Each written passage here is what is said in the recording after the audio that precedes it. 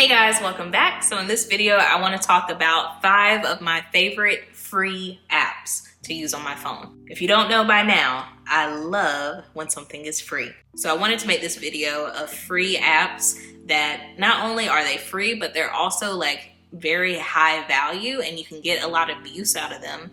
And they're free. So it's like a win-win scenario. So let's get into it. And I should mention, these apps are primarily for iPhones. I think some of them are on Android, but maybe not all of them. I'm not sure. But I'm particularly talking about iPhone apps. First, an app called Libby. That's L-I-B-B-Y.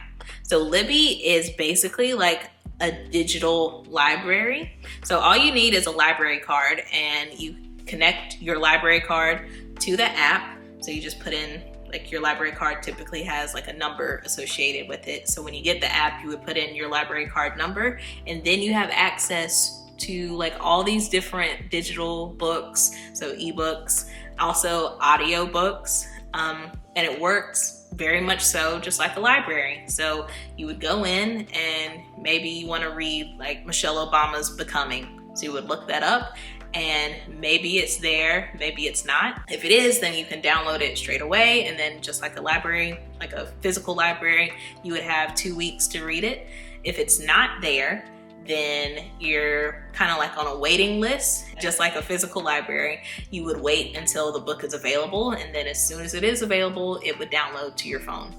And it's really nice because things like, I'm sure you've heard of like Audible, you have to pay for those, but with this, it's completely free. Like I said, it's ebooks, it's audiobooks. I've started listening to audiobooks when I go on like walks around my neighborhood. So it's kind of like 2 birds, 1 stone, exercise and reading, kind of.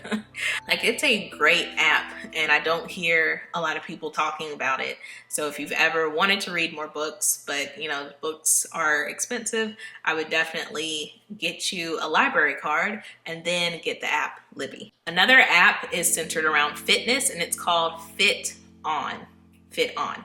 So with this, it's an app for your phone, also your iPad, and maybe your MacBook, and maybe a computer. I'm not sure about that, so don't quote me on that, but definitely your phone and an iPad or tablet. So FitOn is an app where there's all these different videos of various types of physical activity. So if you like HIIT exercises, they have videos on that. They have Tabata, bar, strength exercises, so like arm videos, legs, butt exercises, or glutes. I guess glutes is a better word for that. Core exercises, dance classes, kickboxing. They have all these different types, and they also have like special celebrities that they work with too. Like, I've tried the classes with Gabrielle Union, and also Dwayne Wade was in some of those, so that was cool. Like, I was working out with them, so that was fun. So everything is free. They do have a paid version of the app, but it's one of those things where there's so much value with the free version that you would never need to buy the paid one. Also, you can like connect it with other people. So if other people have the app, you can like time and do the exercises together. There's like a community, so you can kind of rate yourself how you're doing through your exercise. When you finish, it'll tell you that you're like number 3,500 out of the 7,000 people who have tried this exercise. So if you kind of need like a competition to get going, there's that community aspect of it. Again, there is a paid version, but I've had this app for like more than a year and I see no need to ever get the paid version. The paid version does have like a meal plan also that you can create with it, but I don't need that. Well, I don't want to pay for that. So I just use the free version. But yeah, definitely give it a try. Another app is called Notion.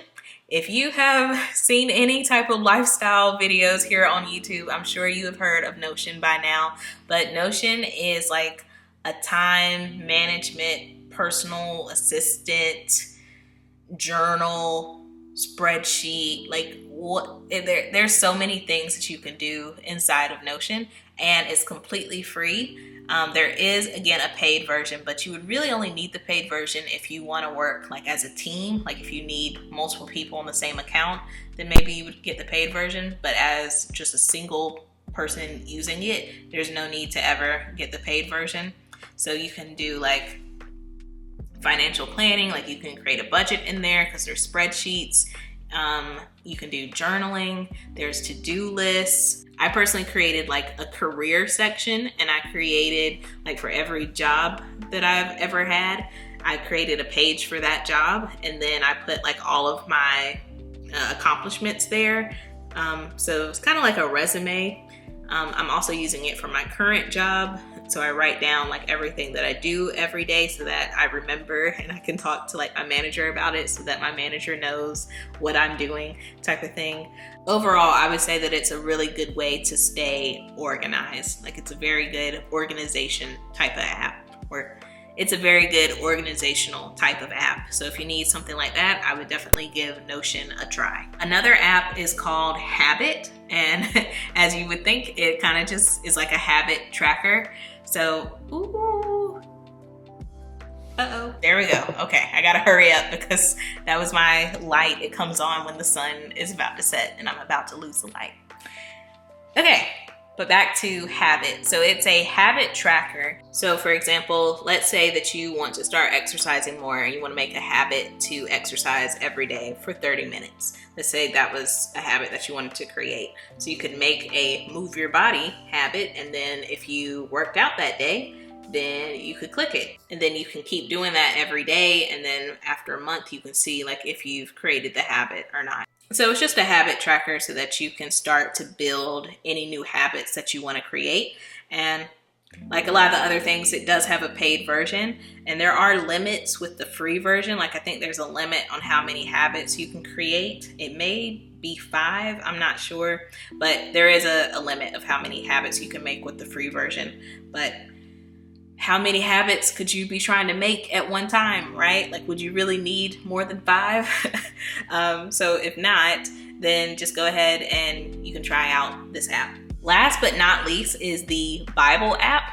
So even though like it's really just for reading the Bible, it actually offers a lot. There's all these different versions of the Bible, right? Like there's King James, but if that's a little too formal for you, you can get, like I like looking at the English Standard Version, Common English Bible, Complete Jewish Bible, Christian Standard Bible. But there's all these different types, so no matter how you like to read it so that you can better understand the Bible, I'm sure there's a version that would be right for you. Oh, I just read at the top, there's 2,261 versions in 1,544 languages. So that's a lot.